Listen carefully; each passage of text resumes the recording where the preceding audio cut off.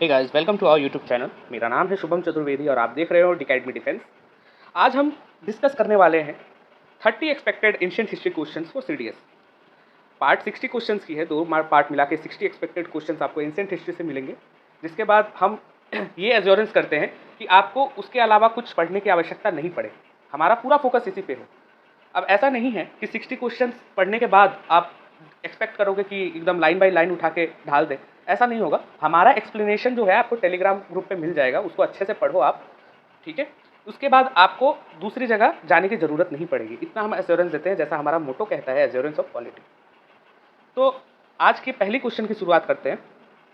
तो which of the following statement is incorrect in respect of Harappa civilization. Harappa civilization के संदर्भ में कौन सी कही बात जो है यहाँ पे गलत है, ठीक है।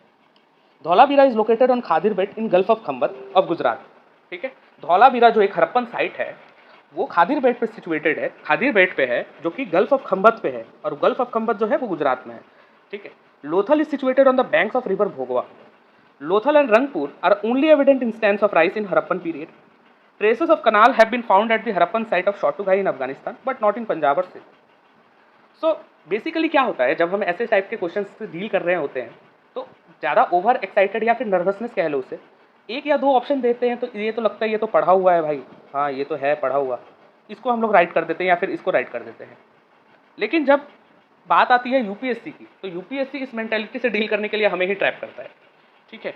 और एक मिथ है जहाँ पे हम देखते हैं कि एक्सट्रीम स्टेटमेंट है, यहाँ पे ओनली एविडेंट इंस्टेंस है बट नॉट इन पंजाब और सिंध है यहाँ पे। तो हमें क्या लगता है कि कहीं ना कहीं गलत होगी ये स्टेटमेंट सी या फिर डी।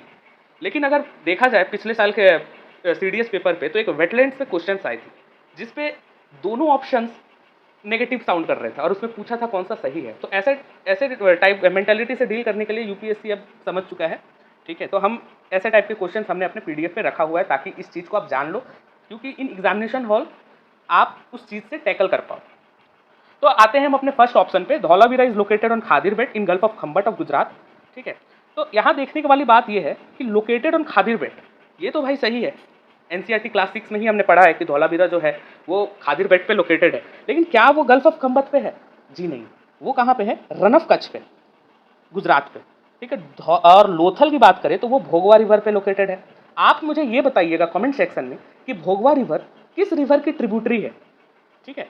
लोथल और रंगपुर जो है only evident instance of rice in Harappan period, जो कि सिंगल एक साक्ष्य मिलती है राइस की, राइस कल्टीवेशन की, चावल की खेती की। कहाँ से मिलती है? लोथल एंड रंगपुर, जो कि बिल्कुल सही है। चावल की खेती उस टाइम में बहुत ज़्यादा रेयर मानी जाती है, लेकिन फिर भी कुछ साक्ष्य हमें लोथल और रंगपुर के इलाकों से मिल जाती है। कैनाल के ट्रेसेस हमें सोटुगाई से मिलती है अफगानिस्तान के, लेकिन पंजाब और सिंध में नहीं होती। ये स्टेटमेंट है आपके थीम्स इन इंडियन हिस्ट्री में, ठीक है। अब इसमें ए जो है वो इनकरेक्ट है। क्यों इनकरेक्ट है? जैसे मैंने पहले बताया, वो है रन ऑफ कच्छ में, ठीक है। सेकंड क्वेश्चन पे आते हैं कि which of the following Harappan site is farthest from the sea. Mehrgarh, Kot Diji, Allahdino, Manda. ये स्पेसिफिकली हमने ये क्वेश्चन इसीलिए रखा है ताकि आपको बेसिक का आइडिया हो जाए। अगर आपको ये क्वेश्चन टफ लग रहे होंगे तो इसके ऑप्शंस पे जाइए। जब मेहरगढ़, अलादीन हो, कोट दीजी, हालांकि इनके मैपिंग का आपको कोई आइडिया नहीं होगा, लेकिन हम बेसिक बुक्स में ये जरूर पढ़ते हैं कि जो मांडा है, Manda is the northern most site of the Harappan period. अब आप मैप को जब देखोगे यहाँ पे, तो यहाँ पे मांडा दिखेगा, जो कि एकदम नॉर्दर्न मोस्ट साइड है, नॉर्दर्न मोस्ट है हड़प्पन पीरियड के, हड़प्पन साइड की सबसे नॉर्दर्न मोस्ट साइड है, ठीक है। तो वो कि कश्मीर में है, जम्मू कश्मीर, और वहाँ पे तो सी का एक्सेस है नहीं, तो आपको यहाँ पे हार्ड वर्क के साथ साथ स्मार्ट वर्क भी करना पड़ेगा, ठीक है। अब आते हैं हम अपने तीसरे क्वेश्चन पे। आई होप कि आपको विजिबल हो। विच of the following sites is not present in India. कौन सी इसमें साइट्स जो है वो इंडिया में प्रेजेंट नहीं है? ऐसे टाइप के क्वेश्चन यूपीएससी अक्सर पूछा करता है। ऑप्शन है मीठा थाल, रोपड़, कुंतासी और आमरी। ऐसा टाइप का क्वेश्चन यूपीएससी हमेशा पूछा रहता है, क्योंकि और प्रीलिम से पूछा गया है ऐसा टाइप का question UPSC civil service examination में।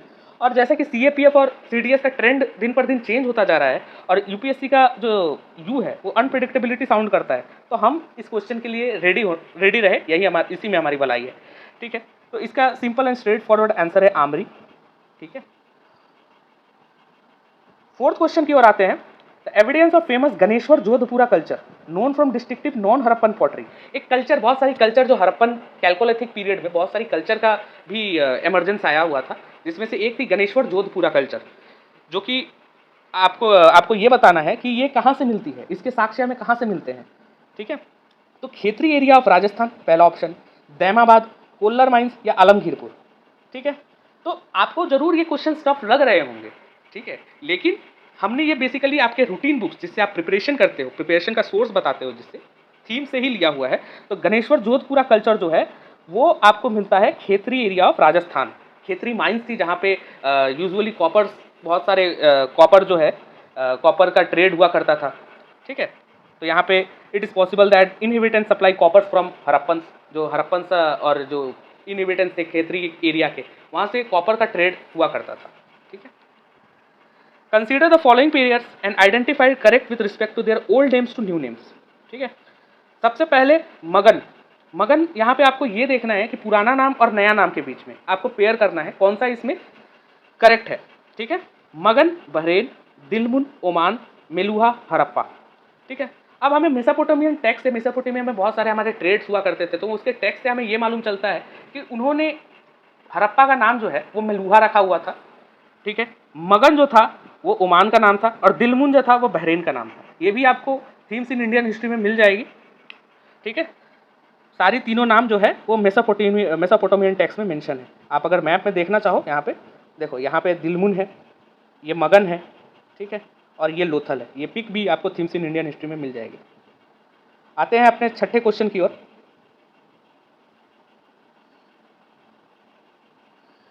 तो who was known as the father of Indian archaeology.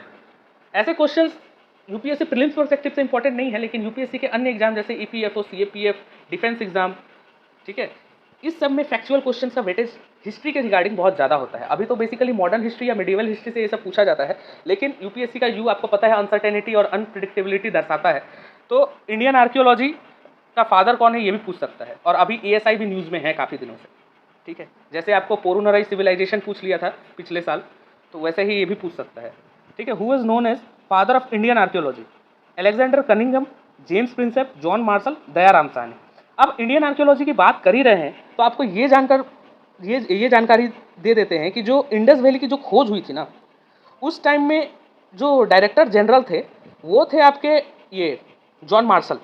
ठीक है, जॉन मार्शल थे, और जो अलेक्जेंडर कनिंघम है उनको फादर ऑफ इंडियन आर्कियोलॉजी कहा गया है। और इन्हीं के दौरान जो थोड़ा बहुत जो हिंट मिला कि भाई यहाँ पे सिविलाइजेशन हो सकता है, ठीक है, ये मिला। और जो रेलवे ट्रैक में जो ब्रिक्स उठाने की काम हो रही थी वो इनके ही दौरान हुई थी। रेलवे बन रही थी बॉम्बे टू थाने। ठीक है, which of the animal is not represented in Pashupati seal, rhino, bull, lion, elephant. तो यहाँ पे आप देखिए इस इमेज को, ये है पशुपति सील। यहाँ पे आपको राइनो दिखता है, एलिफेंट दिखता है, वेट अ सेकंड, यहाँ पे आपको राइनो दिखता है, एलिफेंट दिखता है, टाइगर भी दिख रहा है और नीचे डियर्स भी दिख रहे हैं। तो इसका आंसर क्या होगा, आप यहाँ पे देख के बताइए मेरे को। इसका आंसर होगा सी, लायन। ठीक है, which of the following is not included in 6 school of Indian philosophy. Sankhya philosophy, न्याय फिलोसफी, चर्वका फिलोसफी या योग फिलोसफी। तो जैसा हमको पता है सांख्य फिलोसफी है, न्याय फिलोसफी भी है, चर्वका फिलोसफी कहीं ना कहीं ऑड साउंड कर रहा है, और योग फिलोसफी भी है। ठीक है, आगे वाले क्वेश्चन में इनके फाउंडर के बारे में भी जानेंगे। Question number 9, consider the following statement regarding Harappan civilization. Harappan civilization के संदर्भ में निम्न कथनों पे विचार करें। All the gold jewellery found in Harappan site was recovered from hoards. तो हमें ये देखना है कि जितने भी ज्वेलरीज हरप्पन साइट्स में जो फाउंड हुए थे, क्या वो होर्ड्स में फाउंड हुए थे। होर्ड्स का बेसिकली मतलब होता है एक घड़ा में कभी दबा दिया, एकदम लार्ज क्वांटिटी में दबाया हुआ किसी चीज़ में। ठीक है, नीचे है faience pottery is consider to be precious. अब ये फेंस क्या है, देखो फेंस जो होते थे ना, एक टाइप के प्रीसियस स्टोन्स थे, ठीक है, जिनको बनाया जाता था ग्राउंड सैंड और सिलिका। ठीक है, ग्राउंड सैंड और सिलिका, जिसमें कलर और गम की मदद से उसे तेज आंच में पकाया जाता था और उसे प्रीसियस माना जाता था, और उसे यूज़ बहुत ज़्यादा किया जाता था बीड्स मेकिंग में, या फिर हो गए आपके पॉटरी में, ठीक है। तो ये एक वेल्दी पर्सन की निशानी होती थी। आज के टाइम में जिसके पास ज़्यादा पैसा है, गाड़ी है, वैसा है ना, तो वैसा ही वहाँ पे जो फेम्स पॉटरी हो गई या फिर बड़े बड़े परफ्यूम के बॉटल्स हो गए, ठीक है, तो ये सब दिखाता था उनके वेल्दी होने का निशान। ठीक है।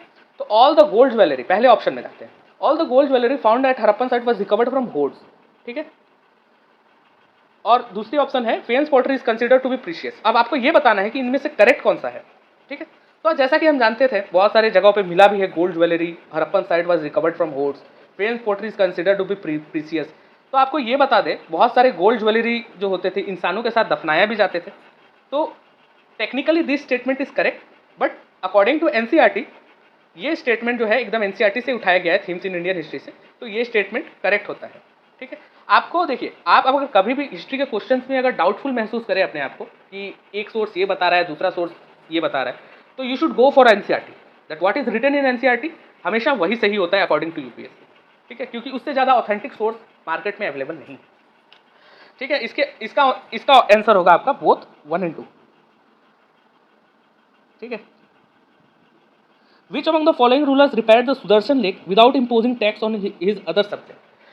तो देखो यहाँ पे क्वेश्चन ये पूछा गया है कि सुदर्शन लेक को किसने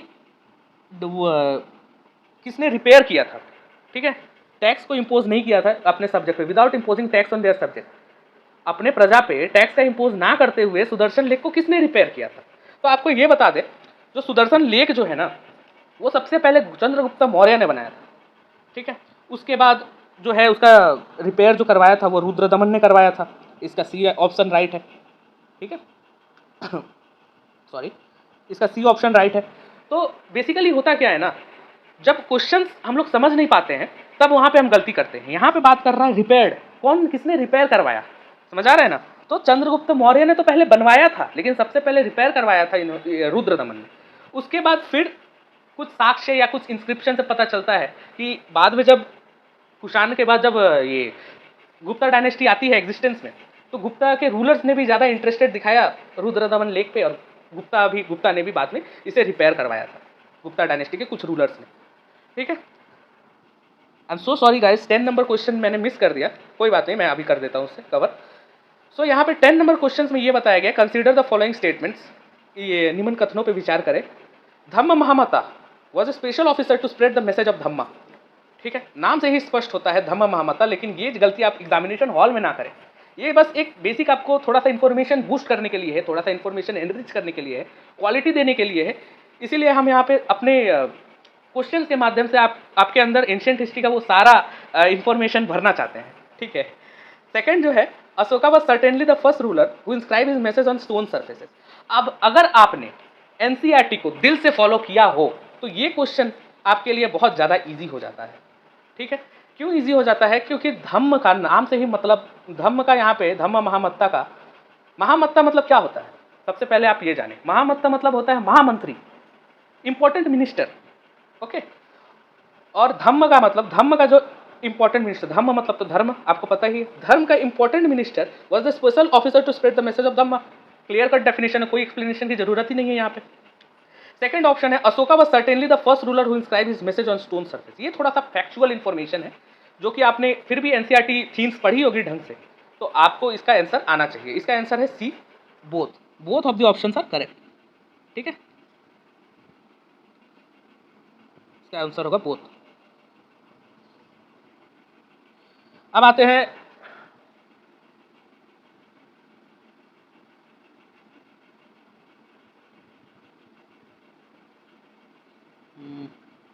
कोई बात नहीं, इसी को 12th नंबर मान के चलो आप। ठीक है।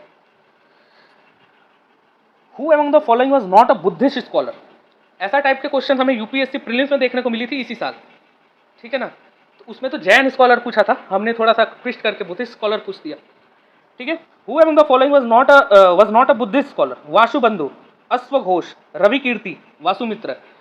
ये भी स्ट्रेट फॉरवर्ड आंसर है। अगर आपको थोड़ा सा एंशिएंट हिस्ट्री में अच्छा रुचि रखते होंगे, आप इंटरेस्टेड होंगे एंशिएंट हिस्ट्री में, तो आपको इसका आंसर बहुत ही सिंपल और स्ट्रेट फॉरवर्ड होगा।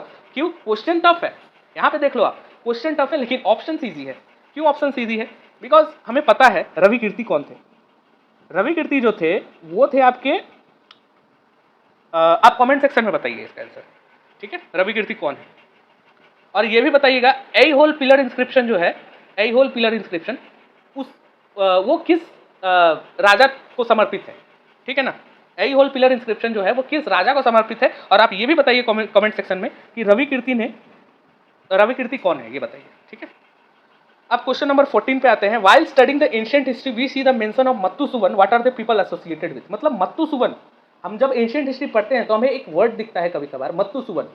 तो ये मत्तुसुवन असल में है क्या, कहाँ किस फील्ड में एसोसिएटेड है, हमें क्यों जिक्र करना पड़ता है मत्तुसुवन का बार बार। तो मत्तुसुवन बेसिकली ये कौन होते थे, ये भी आप एनसीईआरटी में मिल जाएगा आपको। और बेसिकली यूपीएससी एंशिएंट हिस्ट्री से बहुत ज़्यादा टर्म्स पूछता है।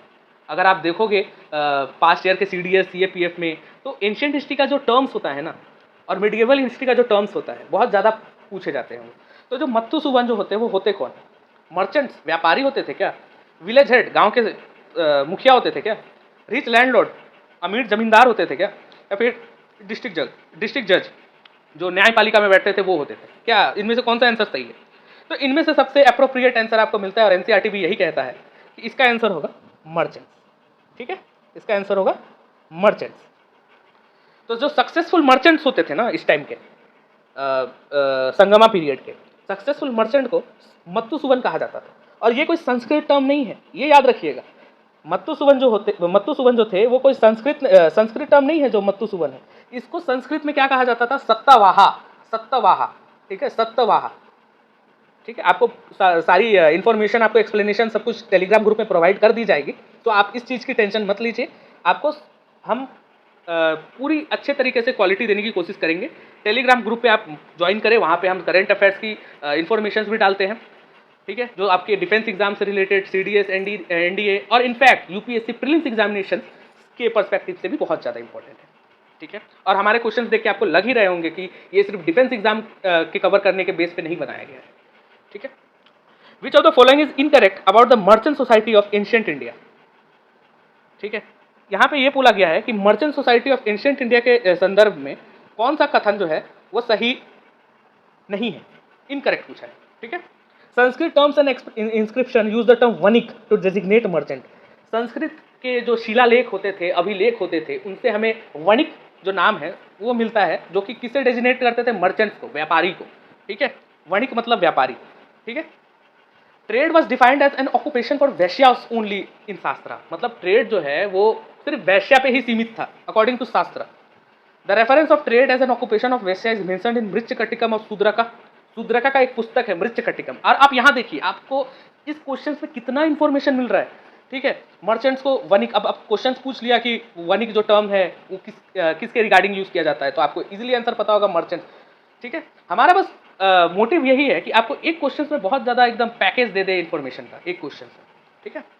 यहाँ पे इसके बाद से आपको दिक्कत नहीं होनी चाहिए, ठीक है। उसके बाद पूछ सकता है कि जो मृच्छकटिकम जो पुस्तक है उसके रचयिता कौन है, या फिर मृच्छकटिकम का जो बुक है वो किसने लिखा हुआ है, तो शूद्रक ने लिखा हुआ है, ठीक है। ये बात आपको पता होनी चाहिए। या फिर डी, नीदर, ठीक है। अब यहाँ पे क्वेश्चन जो पूछ रहा है उस पर आते हैं कि कौन सा इनकरेक्ट है मर्चेंट सोसाइटी के रिगार्डिंग, ठीक है।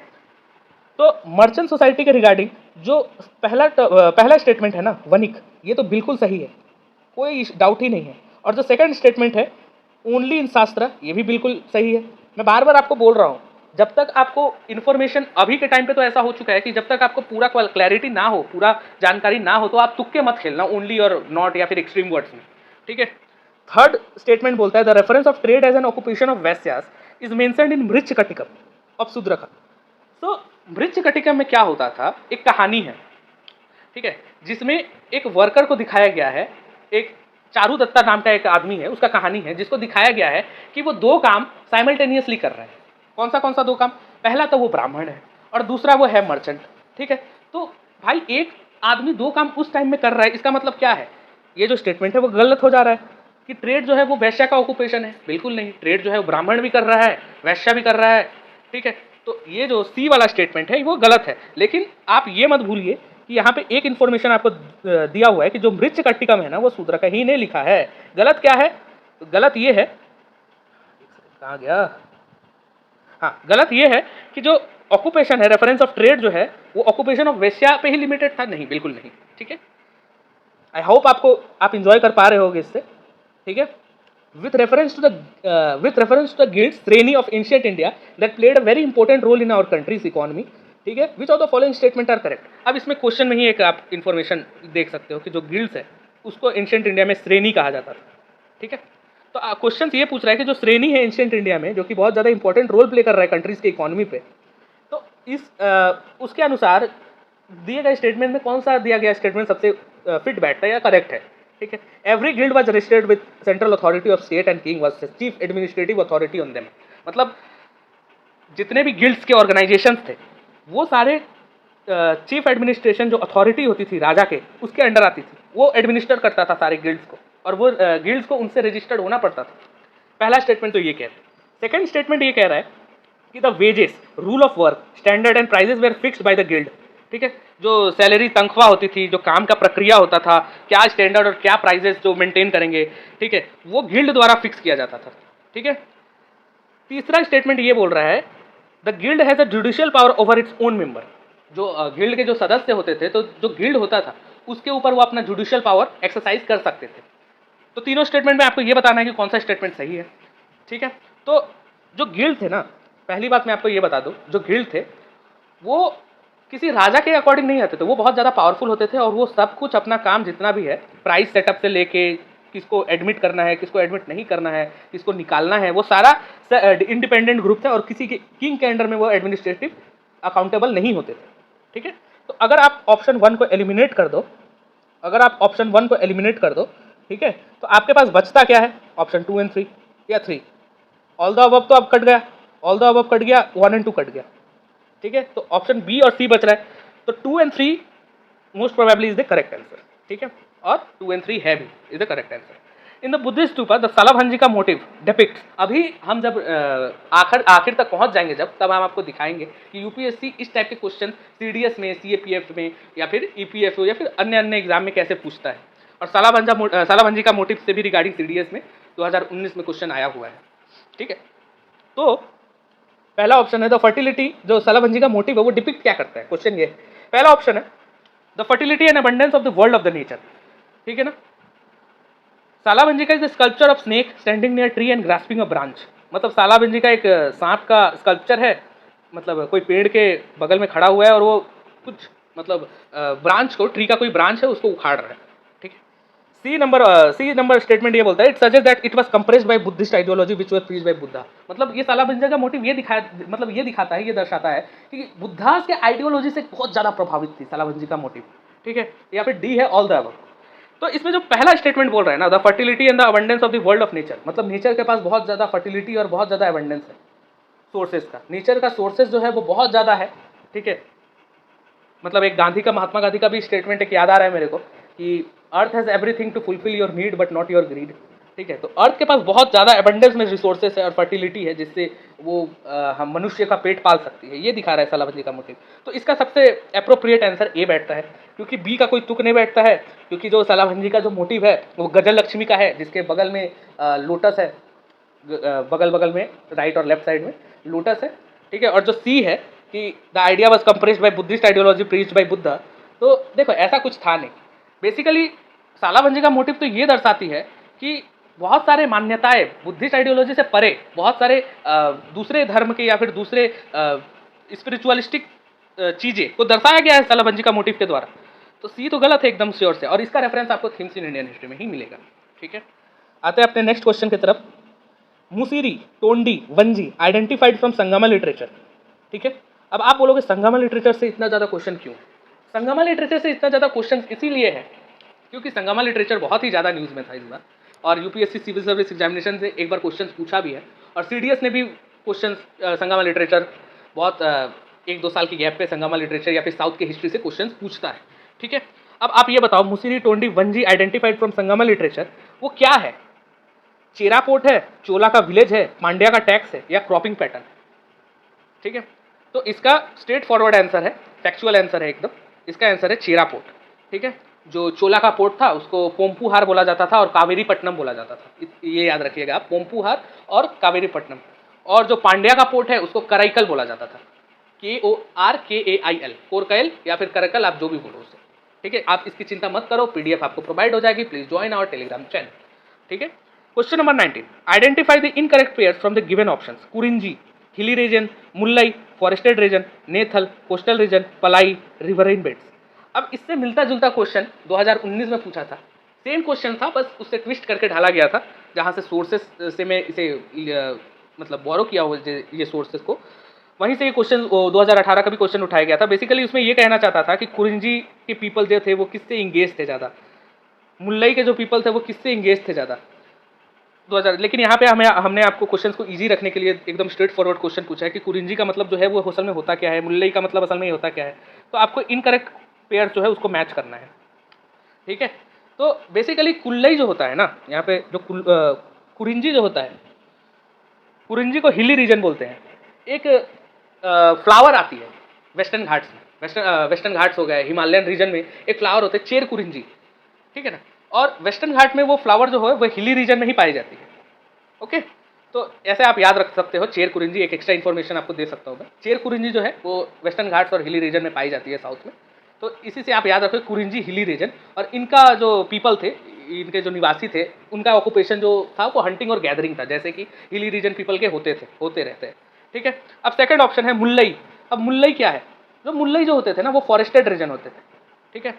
जो मुल्लई जो थे वो फॉरेस्टेड रीजन थे, और इनका जो इनके जो निवासी थे, इनके जो पीपल थे, उनका जो काम था, फॉरेस्टेड रीजन में आप बताओगे मेरे को कि कौन सा काम पॉसिबल है। आई एम डैम श्योर कि आप उसका सही आंसर करोगे। फॉरेस्टेड रीजन में कौन सी कल्टीवेशन पॉसिबल है, या फिर पेट पालने के लिए क्या जरूरी है, आप ये बताओ अपने दिमाग का यूज करके, ठीक है। सी ऑप्शन में आता है नेथल। नेथल जो है वो कोस्टल रीजन, ठीक है। तो नेथल जो है वो कोस्टल रीजन, और जो पल्लई जो है वो रिवरिन बेड्स। क्या पल्लई जो है वो रिवरिन बेड्स है? बिल्कुल नहीं। जो पल्लई है ये हमारा है इनकरेक्ट पेयर। पल्लई जो है वो पार्च लैंड होता है, जहाँ पे अनकल्टिवेबल लैंड या फिर बंजर जमीन आप बोल सकते हो, जैसे कि चंबल की घाटियाँ है, वैसा टाइप का, वहाँ पे चोरी चकारी जैसे काम होते रहते हैं। तो उनका जो पीपल का काम भी यही है, चोरी चकारी करना, रॉबरी, किसी का बकरी उठा लो, किसी का भेड़ उठा लो, यही काम रहता है उनका पल्लई का, ठीक है। और नेथल जो है वो कोस्टल रीजन है, वो फिशिंग से इंगेज होंगे, पता ही होगा आपको कि कोस्टल रीजन है तो भाई कोई काम तो है नहीं वहाँ पे, ठीक है ना। अब वहाँ पे गेहूँ और चावल की खेती तो नहीं करेंगे समुद्र के बीच में आप, ठीक है। तो 20 नंबर क्वेश्चन में आते हैं। Which of the following pairs are correctly matched. ये भी आपको एनसीईआरटी में मिल जाएगा।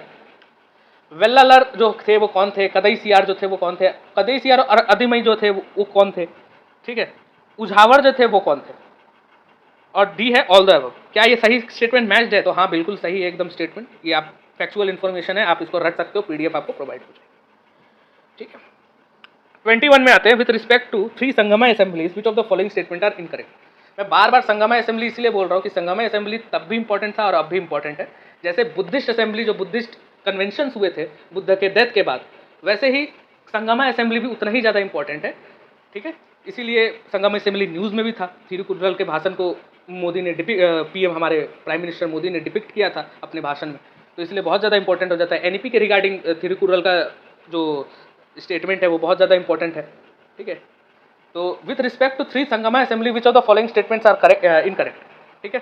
The first Sangam was held in Madurai while other two held in Kapatapuram and new Madurai respectively. मतलब यहाँ कहना ये चाह रहा है कि जो पहला संगम जो हुआ था वो ओल्ड मदुरई में हुआ था, दूसरा संगम जो है वो कपाटापुरम में हुआ था, और तीसरा संगम जो है वो न्यू मदुरई में हुआ था, ठीक है। ये जो स्टेटमेंट है ये बिल्कुल करेक्ट है, ठीक है। आपको कुछ जानने की जरूरत नहीं है इससे ज़्यादा, एकदम सही है। तोल्कापियम, एट्टू टोगई, पट्टू पट्टू, पति ने केलेकर नक्कू और 2 एपिक सिलपा पद्दीकरम और मनी मेखलाई जो है वो संगम के लिटरेरी कॉर्पस है, ठीक है। देखो ये जो जितने बुक्स का यहाँ पे मेंशन किया गया है ना, आप बस इतना जान लो, ठीक है ना। अब इसमें भी आपको पता होना चाहिए, ये एट्टू टोगाई, पट्टू पट्टू में भी बहुत सारे बुक्स आते हैं, उसके बारे में आप जानने की जरूरत नहीं है, बस इतना जान लो। एट्टू मतलब एट्टू मतलब क्या हुआ 8, ठीक है। पट्टू मतलब क्या हुआ 10, बस इतना याद रखो। एट्टू मतलब 8, पट्टू मतलब 10, मतलब एट्टू टोगाई हो गया कंसिस्ट ऑफ 8 बुक्स, और पट्टू पट्टू कंसिस्ट ऑफ 10 बुक्स, बस हो गए यहाँ पे। और पति न केला का नक्कू हो गए आपके कंसिस्ट ऑफ 18 वर्क्स, और वो एथिक्स और मोरल से डील करता है। आप बिल्कुल चिंता मत करें, आपको पीडीएफ बहुत ही अच्छे से मिल जाएगी। आप एक बार टेलीग्राम ग्रुप आप ज्वाइन करो, ठीक, आपको वहीं पे सारी चीज़ अवेलेबल करवा दी जाएगी, ठीक है। थर्ड ऑप्शन पे आते हैं। Tolkappiyam was the earliest Tamilian grammar literary work written by Tolkappiyar in second Sangam, ठीक है ना। ये जो बंदा है ना तोल्कापियम, ये ही is the greatest grammarian ever considered in Tamil history, ठीक है ना। अब आपको ये बताना है कि नॉर्दर्न इंडिया के हिसाब से फर्स्ट ग्रामरियन कौन था, ठीक है, और उनके बुक का भी नाम जिक्र करना है आपको, कमेंट सेक्शन में आप बताओ मेरे को, ठीक है। None other sources available which spoke about Sangama. अब ये जो है ना, ये थोड़ा सा ऑड साउंड कर रहा है, none other sources available which speak about Sangama. जैसा कि हमें पता है अशोका की इंस्क्रिप्शन से ही मिल जाती है, जो कि 3 किंगडम के बारे में बात भी करता है और फ्रेंडली रिलेशन के बारे में बताता भी कि हमारा फ्रेंडली रिलेशन है, ठीक है ना। उसके बाद बहुत सारे अदर ऑथर्स के बुक, मेगास्थेनिस के बुक, ठीक है, स्ट्रैबो, प्लिनी, टॉलमी, जो कि ट्रेड करने इंडिया आए हुए थे, उन्होंने भी अपने बुक्स में संगमा लिटरेचर का जिक्र किया हुआ है, ठीक है। तो जो डी स्टेटमेंट है वो बिल्कुल इनकरेक्ट साउंड कर रहा है और ये इनकरेक्ट है, ठीक है। In Sanskrit play written during the Gupta period women and Shudra speak. मतलब जब संस्कृत जो प्ले होता था, कोई संस्कृत नाटक होता था, तो उसमें वुमेन और शूद्रा किस भाषा का प्रयोग करते हुए नजर आते थे। तो एक चीज मैं बताना चाहूंगा, ऋग्वेदिक पीरियड में वुमेन की कंडीशन बहुत ही ज़्यादा सही थी, ठीक है ना। उन्होंने कई वुमेन्स ने ऋग्वेदिक में हिम्स भी लिखे थे, ठीक है। और उसके बाद से जैसे जैसे पीरियड आगे चलता रहा, वुमेन का कंडीशन बहुत ही ज़्यादा डेटोरिएट होते रहा, ठीक है। तो एंड में गुप्ता पीरियड के आते आते ऐसा टाइम आ गया कि शूद्र और वुमेन को ना एक साथ देखने लगे सबको। शूद्र और वुमेन को वेद पढ़ना अलाउड नहीं था, ठीक है। जो जब भी कोई नाटक होता था, वुमेन उसमें जब पार्टिसिपेट करती थी, तब भी उनको शूद्र का ही ग्रुपिंग किया जाता था, ठीक है। और उन्हें संस्कृत बोलना भी अलाउड नहीं था, ठीक है। तो इसका जो सही आंसर है वो है आपका प्रकृत, ठीक है, प्रकृत होगा इसका सही आंसर। 23 क्वेश्चन में आते हैं। Consider the following assertion with the given reason. अब ये असर्शन और रीजन काफी टफ हो जाता है, जबकि हमारे उसके बैकग्राउंड के बारे में जब तक हम ना जाने, असर्शन और रीजन वाला क्वेश्चन बहुत ही ज्यादा टफ साउंड करने लगता है, ठीक है। अब असर्शन और रीजन उतना भी ज्यादा टफ नहीं है अगर आप इसको अच्छे से समझ लो कि असर्शन एक ऐसा, देखो आप, एक सिंगल स्टेटमेंट है और रीजन जो है वो उसका सही रीजन है या नहीं है, ठीक है। अब असर्शन क्या बोलता है, in the Vedic period women were also grouped with the Shudras. अभी मैंने आपको बताया कि हाँ, वैदिक पीरियड के बाद, जब ऋग्वेदिक पीरियड के जैसे बाद वाला पीरियड जो था, लेटर वैदिक पीरियड में क्या हुआ, वुमेन और शूद्रा को एक साथ कंबाइन करके देखा जाने लगा, ठीक है। वुमेन का जो कंडीशन था वो बहुत ज़्यादा डेटोरिएट होने लगा इस पीरियड में, ठीक है। और इसका रीज़न ये है क्या कि in the Vedic period women and Shudra were not allowed to study the Veda. इससे ये रीज़न सही साउंड कर रहा है क्या? हाँ, मानते हैं ये स्टेटमेंट सही है, लेकिन ये एक रीज़न हो सकता है। अलाउ तुम नहीं कर रहे हो वेदा पढ़ने के लिए, तो आप शूद्र के साथ उसको कंपेयर कर दे, आप ही अलाउ करो और आप ही उसको ग्रुपिंग कर रहे हो, ऐसा रीज़न बिल्कुल भी नहीं था, ठीक है। Women were also grouped with the Shudra, ठीक है, both women and Shudra were not allowed to study the Veda, ठीक है। So the reason is not appropriate explanation of the assertion. तो इसका आपको क्या आंसर होगा कि both assertion and reason are correct but the reason is not correct explanation of assertion, ठीक है। दोनों सही तो है, लेकिन दोनों जो रीजन है वो असर्शन का सही मायने में रीजन नहीं एक्सप्लेन नहीं करता है, दोनों स्टेटमेंट इंडिविजुअली करेक्ट है, ठीक है। अब आते हैं 24 नंबर क्वेश्चन पे, महाजनपदा पे, ठीक है। The context of taxes of Mahajanpada, consider the following statement. Usually the tax was fixed at 1/3 of what produced. This was known as bhaga or share. The craftsperson had to pay taxes in form of labor. अब आपको ये बताना है कि ये statement में से कौन सा स्टेटमेंट सही है।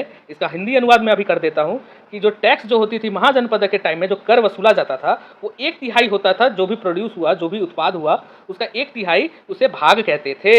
और जो सेकंड स्टेटमेंट है, the craft person had to pay taxes in form of labour, मतलब जो क्राफ्ट पर्सन होते थे, जो शिल्पकार होते थे, उनको लेबर के फॉर्म में, मजदूर के फॉर्म में टैक्स को पे करना था। तो क्या ये दोनों स्टेटमेंट सही साउंड कर रहा है? तो पहला ऑप्शन तो बिल्कुल सही साउंड नहीं कर रहा है। क्यों सही साउंड नहीं कर रहा है? क्योंकि वो 1/3 नहीं था, वो 1/6 हुआ करता था, ठीक है, वो 1/6 हुआ करता था। और जो सेकंड स्टेटमेंट है वो बिल्कुल करेक्ट है। तो क्राफ्ट पर्सन जो होते थे वो लेबर के फॉर्म में टैक्स देते थे। क्यों? क्योंकि वो कुछ प्रोडक्शन तो करते थे नहीं, ठीक है। तो लेबर के फॉर्म में वो अपना टैक्स देते थे कि तुम इसके मतलब राजा के हवेली पे जाओ और काम वाम करो, दासी बनो कुछ दिन के लिए, यही हमारा कर है, ठीक है, सर्विस दे दो बस। प्रोडक्शन तो करते थे नहीं, तो कुछ तो देना था।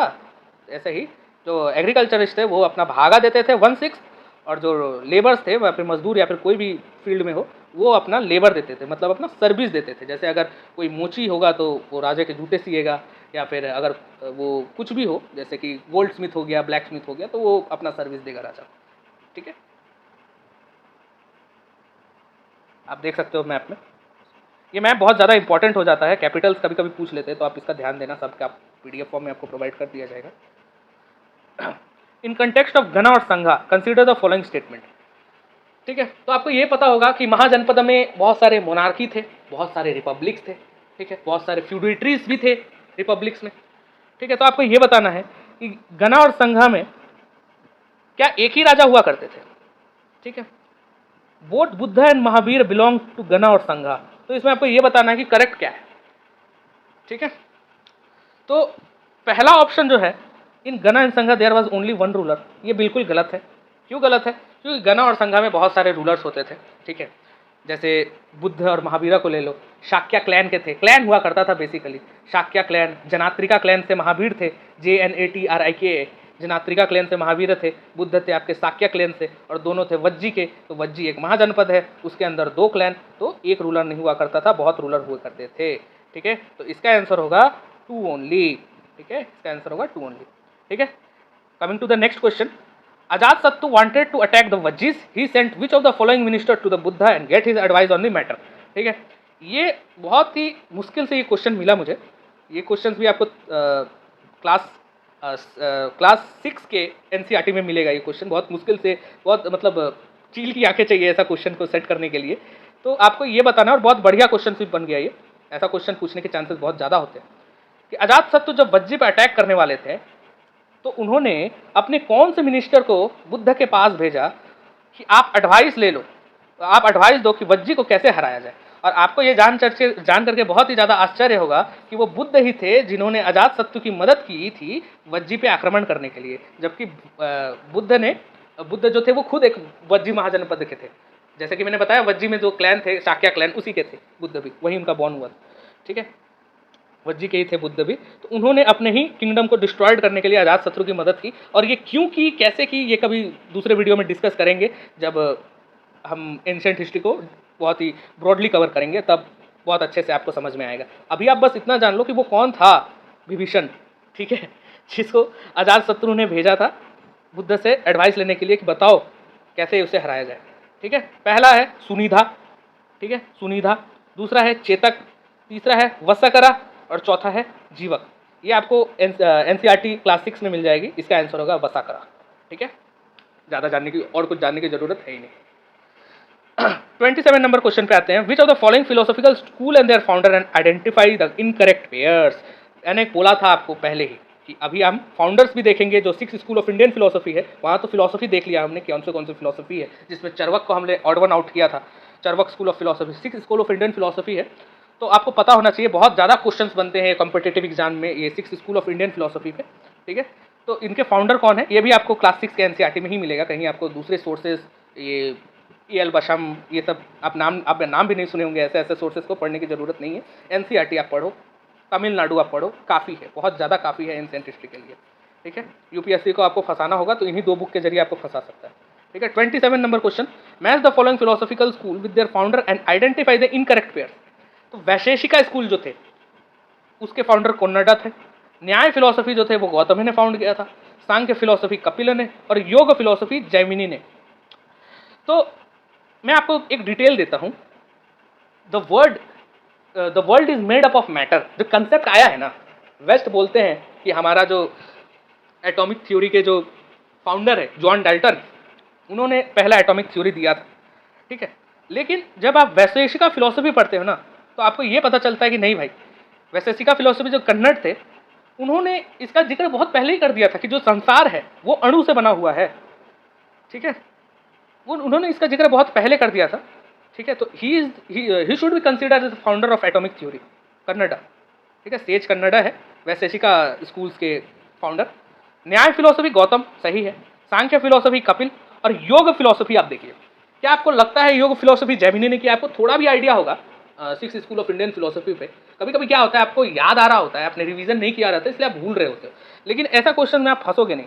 क्यों नहीं फंसोगे? कि आपको थोड़ा सा भी आइडिया होगा ना 6 स्कूल ऑफ इंडियन फिलोसफी पे, तो आपको पता होगा कि योग फिलोसफी का फाउंडर कौन है, जिसके नाम पे अभी बहुत ज़्यादा ब्रांड बना हुआ है भाई, बहुत बड़ा ब्रांड बना हुआ है उनके नाम पे कि शुद्ध है, देसी अपनाओ, बहुत ज़्यादा शुद्ध, योगा पे आधारित है उनका नाम।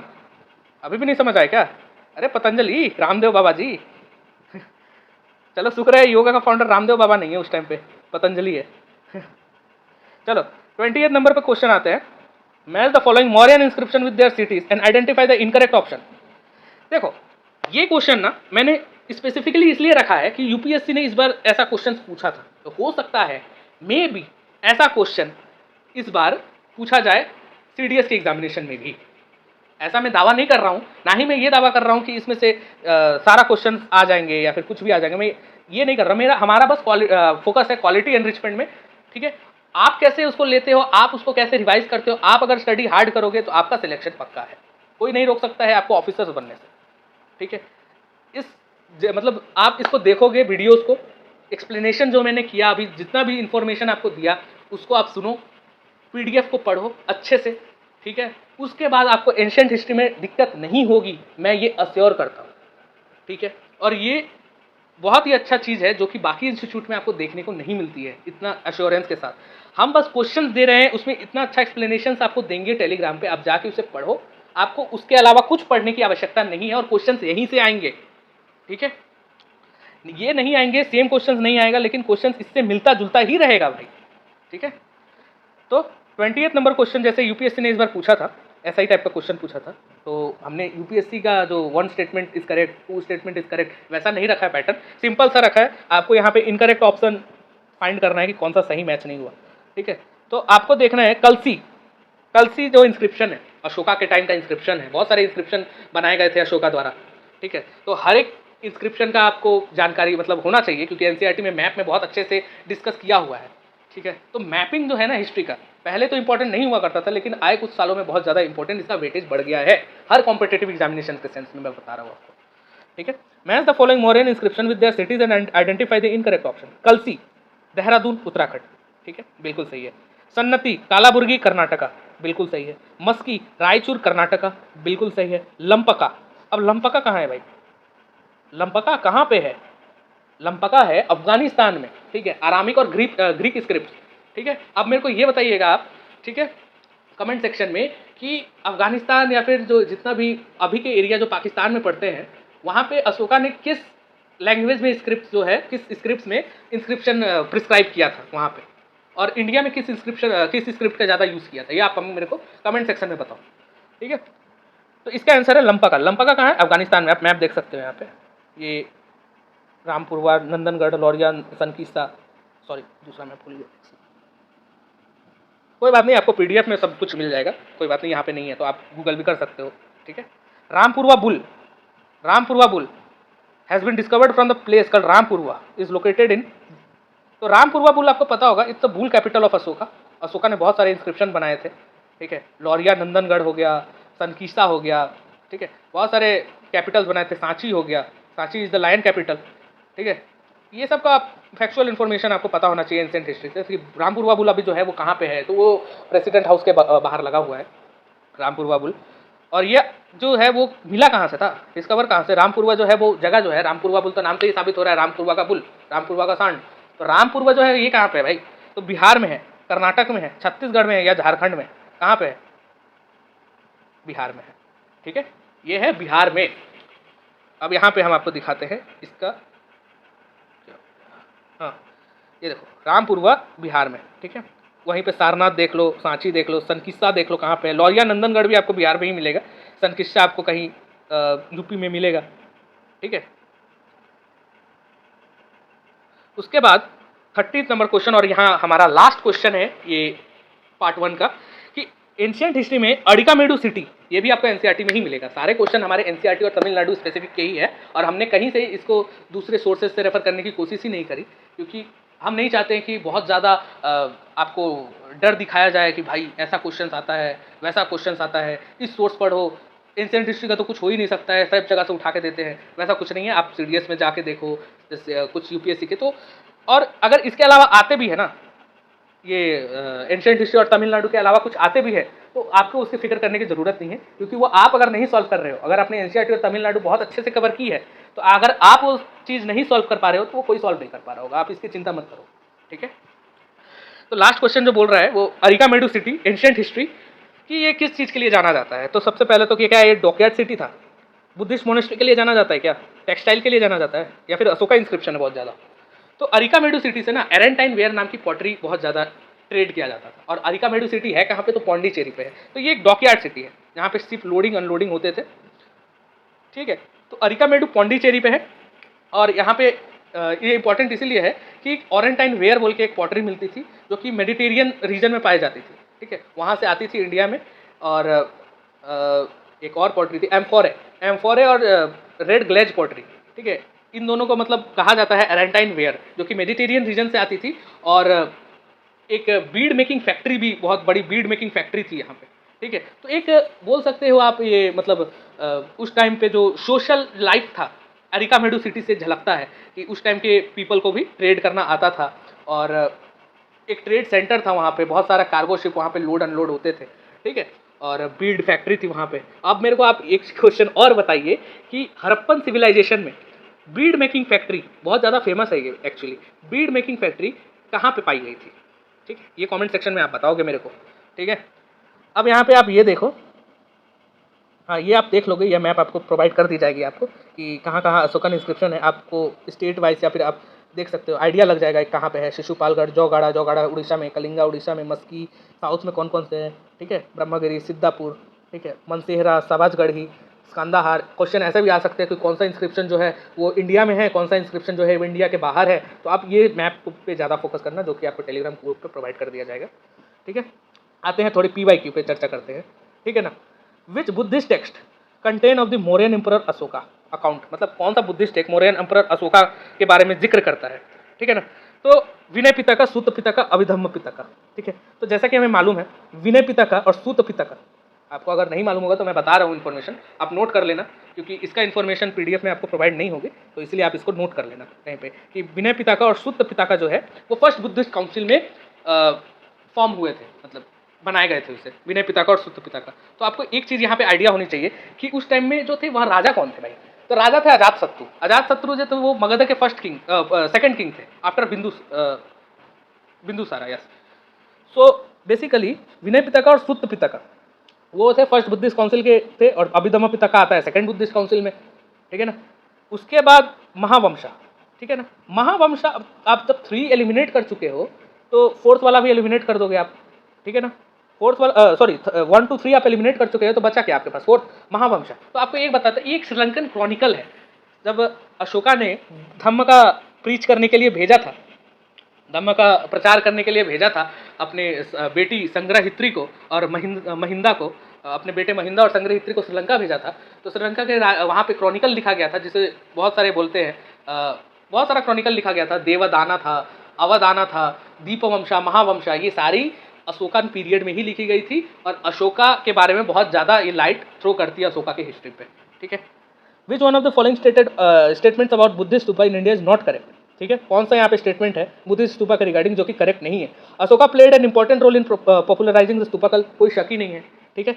There were repository of the relics of Buddha and other monk, बिल्कुल सही। They were located in rural area, थोड़ा डाउटफुल है लेकिन हम लोग डी पे भी जाएंगे एक बार। They were located close to trade route. हाँ, तो यहाँ पे सबसे जो मोस्ट अनअप्रोप्रिएट है वो सी है। क्यों सी है कि जहाँ मेरे को पता है कि बुद्धिस्ट स्तूपा, धम्मिक स्तूपा, सांची स्तूपा और चौखंडी स्तूपा, ऐसे ऐसे स्तूपा जो है, धम्मिक स्तूपा जो कि वाराणसी में है, सांची स्तूपा जो है वो सांची में है, तो ये क्या पड़ता है, ये ट्रेड रूट पड़ता है। तो ये तो भाई वैशाली जो है, वैशाली का स्तूपा है। तो ये सब जो है ना, ये सब ट्रेड रूट ही है, और ये कोई और रूरल टाउन्स नहीं है, ये एक अर्बन टाउन्स है। तो सी इज इनकरेक्ट, ठीक। तो यहाँ पे मैच द फॉलोइंग है, ठीक है। जैसे मैंने अभी उसमें कराया था कि कुरिंजी जो है वो किस, मतलब ये संगमा लिटरेचर में बहुत सारे जोग्राफिकल डिवीजन को बांटा गया था, जिसमें कुरिंजी, नेथल वगैरह वगैरह। तो आप कोशिश करो कि उस क्वेश्चंस के बेसिस पे इसको सॉल्व करने का कोशिश करो, और आपको कमेंट करके इसको बताना है, जैसे PYQ 59 नंबर क्वेश्चन का आंसर क्या होगा इसमें से, ठीक है। हाँ, जैसा कि मैंने अभी भी बताया कि क्वेश्चन पूछा गया है कि UPSC में इस बार Dhauli only 1 pair, only 2 pair, only 3 pair, only 4 pair, जो सिविल सर्विस एग्जामिनेशन में इस बार 2022 में पूछा गया था, उसी के रिगार्डिंग मैंने क्वेश्चन सेट किया था। लेकिन फॉर्मेट जो है क्वेश्चन का वो ईजी रखा था, ताकि आपको समझने में और ज़्यादा ईजी हो, ठीक है। तो मेजर रॉक एडिक्ट धौली कहाँ पे, उड़ीसा में, ठीक है। एरुगुड्डी कहाँ पे, आंध्र प्रदेश में। जौगड़ा मध्य प्रदेश में। कलसी कर्नाटक में। कलसी भाई यहाँ दिख रहा है, ठीक है। कलसी क्या कर्नाटक में है क्या? नहीं है। कहाँ पे है? अभी मैंने बताया आपको, ठीक है। तो एक स्टेटमेंट गलत हो गया, दूसरा स्टेटमेंट गलत हो गया, ठीक है। तो यहाँ पे क्या होगा आंसर आपका? Only 2 pairs.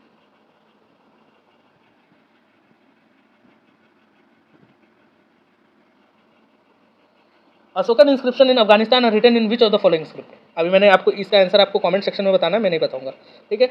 Which of the following books was author bye Harshvardhan. Harshvardhan द्वारा लिखी गई कौन सी बुक है यहाँ पे? हर्षचरित, कदम्बाड़ी, रत्नावली, गीत गोविंदा। इसका रेफरेंस आपको मिल सकता है एनसीईआरटी में, और इसका भी रेफरेंस आपको सीएपीएफ में क्वेश्चन जो पूछा गया है, इसका भी रेफरेंस आपको एनसीईआरटी में मिलेगा। तो मैं बस यही बताने की कोशिश कर रहा हूँ कि एनसीईआरटी छोड़ के और तमिलनाडु की बोर्ड की हिस्ट्री बुक को छोड़ के आप कोई भी किताब नहीं पढ़ो, क्योंकि वहीं से आप जब सॉल्व कर सकते हो सारी क्वेश्चन, तो बाकी, क्योंकि आपको क्रॉस बेनिफिट एनालिसिस भी देखना है।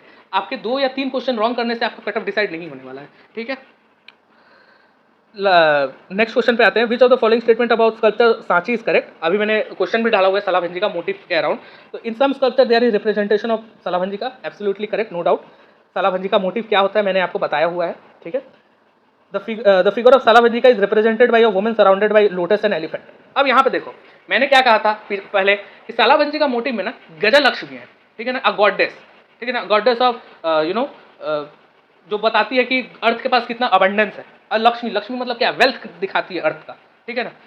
उसके आसपास जो है लोटस और एलिफेंट्स है, ठीक है। तो लोटस और एलिफेंट तो सही है, लेकिन represented by women not correct. तो आप अगर सेकंड स्टेटमेंट को हटा देते हो तो इसका आंसर आएगा क्या? 1 and 3। तो 1 and 3 is the right answer. Salabhanji का motive was not directly inspired by Buddhist idea. जैसे मैंने क्वेश्चन में भी पहले भी एक्सप्लेन किया है कि बहुत सारे आइडियाज का मर्जर था, वो बहुत सारे बिलीफ के लोग सालाभांजी, मतलब सालाभांजी का जो मोटिव है ना, ये डिपिक्ट ही करता है कि ये जो स्तूपा है ना, जो स्तूपा में सालाभांजी का मोटिव है, यहाँ पे सिर्फ धम्म मतलब जो बुद्ध है, बुद्धिज्म का प्रचार नहीं है, बहुत सारे जगह का इन्फ्लुएंस है जो स्तूपा पे, बहुत सारे रिलीजन का इन्फ्लुएंस दिखता है यहाँ पे इस मतलब इस कल्चर के थ्रू, ठीक है।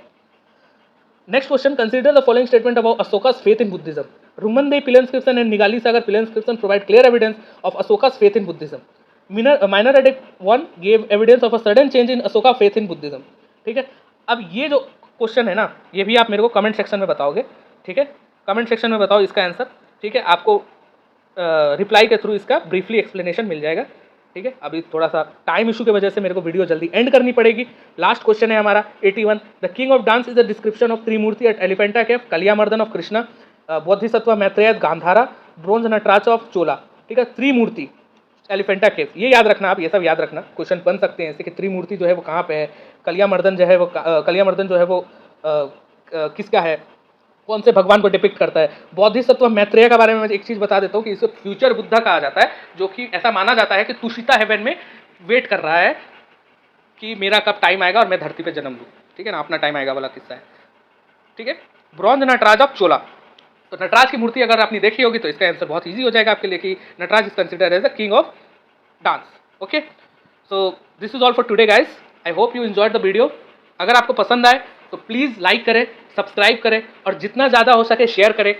आप देखे होंगे हमारा जो क्वेश्चंस का क्वालिटी है वो बाकी इंस्टीट्यूट के जैसे बिल्कुल भी नहीं है। एक्सप्लेनेशंस, ठीक है, आपको सारी एक्सप्लेनेशन की पीडीएफ, पीपीटी की पीडीएफ आपको हमारे टेलीग्राम चैनल पे मिल जाएगी। आप प्लीज़ ज्वाइन करें टेलीग्राम, ठीक है। Thank you.